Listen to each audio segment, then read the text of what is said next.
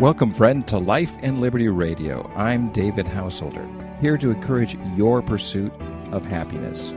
You and our partners exploring our shared spiritual journeys. Together, we're dreaming and working for a free society. Tell others today about our adventure in faith and freedom. So breathe in, open your mind, lift up your spirit. Let's get started. While preparing for an Easter message this year, I was struck by a very strange part of the Bible story, and that is of the transfiguration of Jesus. And we find this in Matthew 17. We also find it in Mark.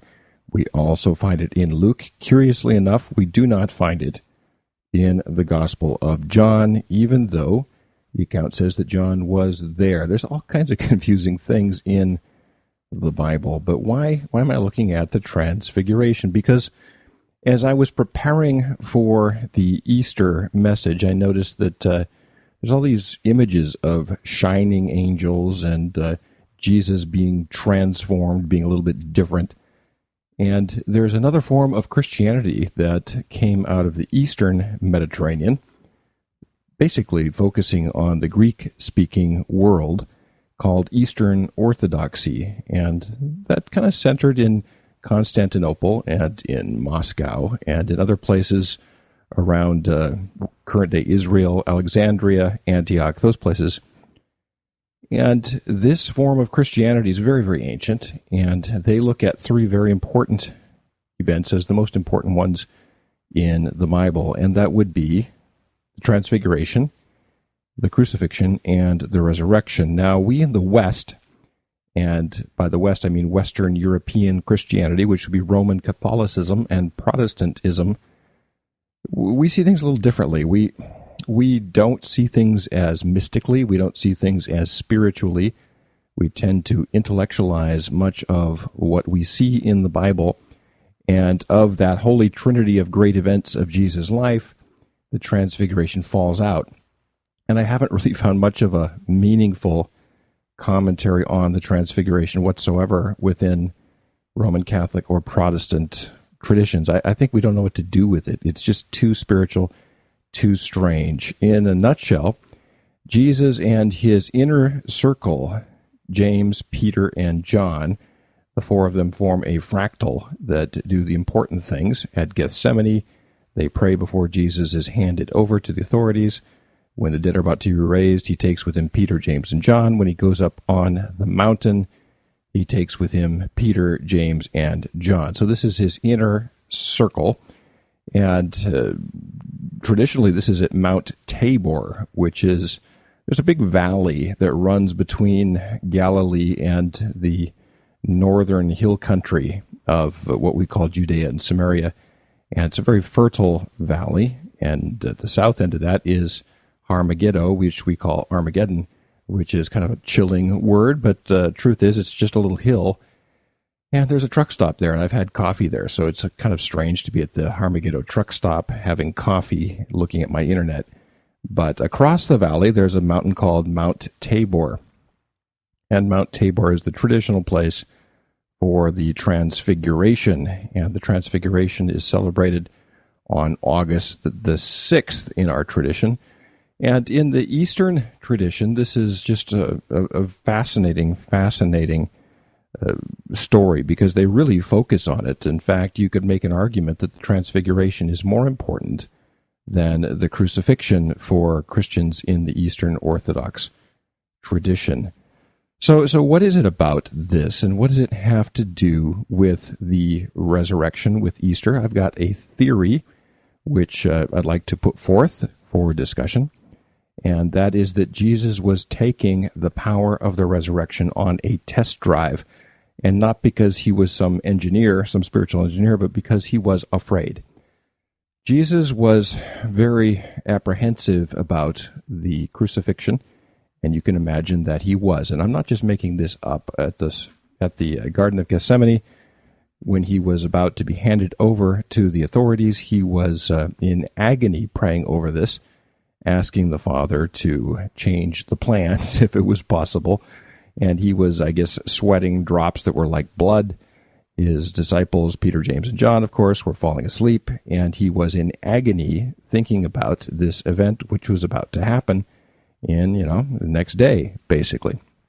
So I do believe that Jesus had a spiritual relationship with the Creator that was formidable and well-crafted and certainly well exercised. He often went off to pray for hours at a time early in the morning. So he had this relationship with the Creator, the spiritual grounding, which is pretty foreign to us in the West, who basically just a few minutes a day, if we are devout, give God a little to-do list, but we don't really have a relationship with him in the spiritual sense.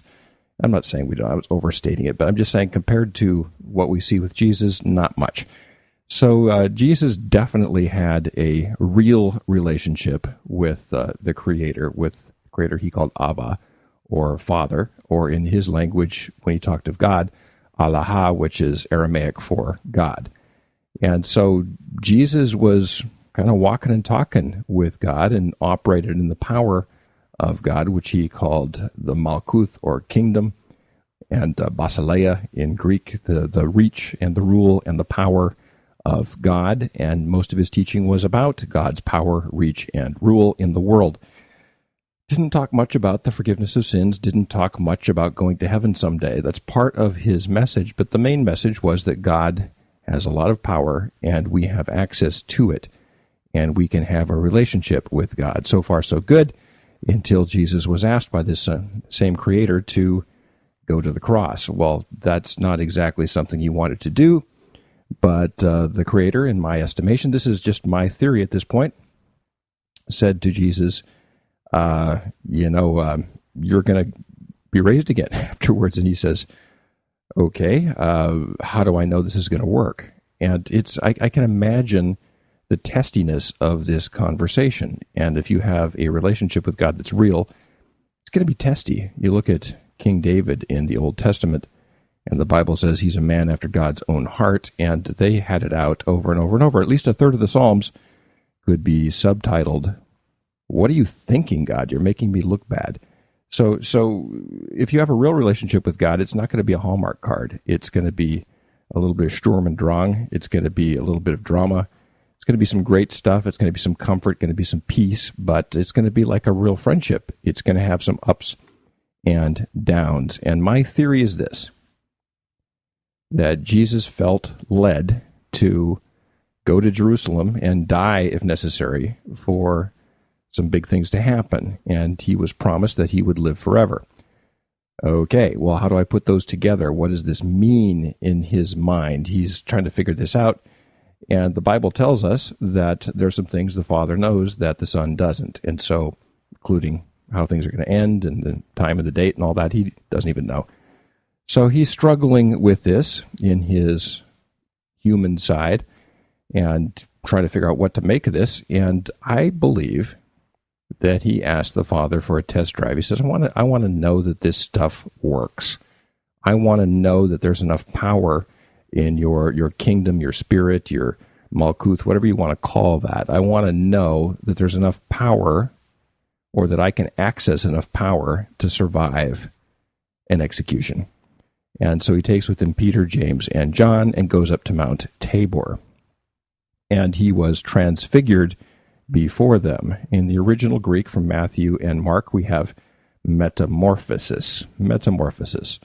In Luke, we have egeneto heteron. He became different. So he became different. He was transformed in front of them. Of course, none of this happened in Greek. None of this happened in Latin. Jerome gave us the word transfiguration from metamorphosis, from Matthew and Mark. But we don't really have the words that they were using, because they were using Aramaic, and we don't have access to any original stuff. In fact, I looked through everything this morning for hours looking for any clue to the Aramaic tradition, and here's the phrase I kept running into. The original Aramaic tradition has been lost. So we can look at the Peshitta, which is the translation from the Greek into Aramaic. In other words, This all happened in Aramaic, and it was recorded in Greek, and it's translated back into Aramaic, but not directly from what was said, but from the Greek. And the word we have there is ashat chalaf, which is an eshtafal passive, and it has to do with change, transformation, changing clothes, exchanging things in a marketplace, those kinds of things. And transformation, but I really wish I could get at a better root there and have better confidence in what was said. So basically, what I believe was happening here is Jesus was saying, listen, Abba, if you're going to take me to Jerusalem to face you know what, is this going to work? You got to show me. Your promise really isn't good enough right now. You got to show me. Now, Gideon asked for a fleece. Jesus asked, I believe, for an experience of God's power. And while on the mountain, he met the other two mountain men of the Bible, Moses, who met the Lord on Mount Sinai, and Eliyahu HaNavi, Elijah the prophet, who met the Father up on Mount Horeb. Now, you can make a case that these two mountains, Horeb and Sinai, are the same, and in a certain sense, so is Mount Tabor. And in the Eastern tradition, the Eastern Christian tradition, they look at Mount Tabor as a very important place, one of the most important places geographically in what we call the Holy Land, and they talk about the uncreated light of Mount Tabor. And in the Old Church Slavonic, in other words, the Slavic liturgy, Preobrazhenia, the transformation of Jesus, the transformation of Jesus. And something happened there. I believe that Jesus said, bring it on, Lord, show me what you can do. Do you have enough life power?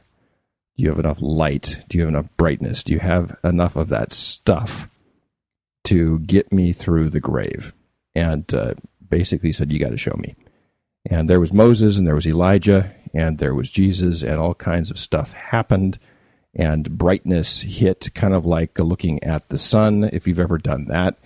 And, of course, Peter, James, and John, their typical selves, started saying stupid stuff, which is what you do when you're in the presence of something that potent.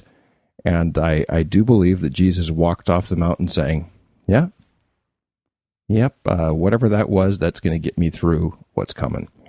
So my question to you, the listener, is, for you and me, is what are we going to do about this?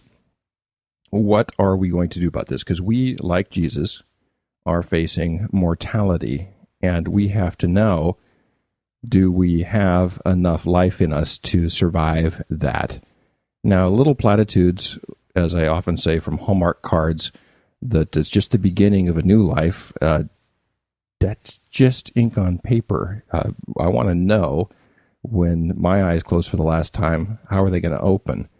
Is there going to be enough light there, enough power there to bring me across into what is waiting? I have no doubt that there is some kind of realm afterwards. I think most fourth graders in the world would know that if nobody talked to them. It's sort of an intuition, a sort of sense that we have spiritually.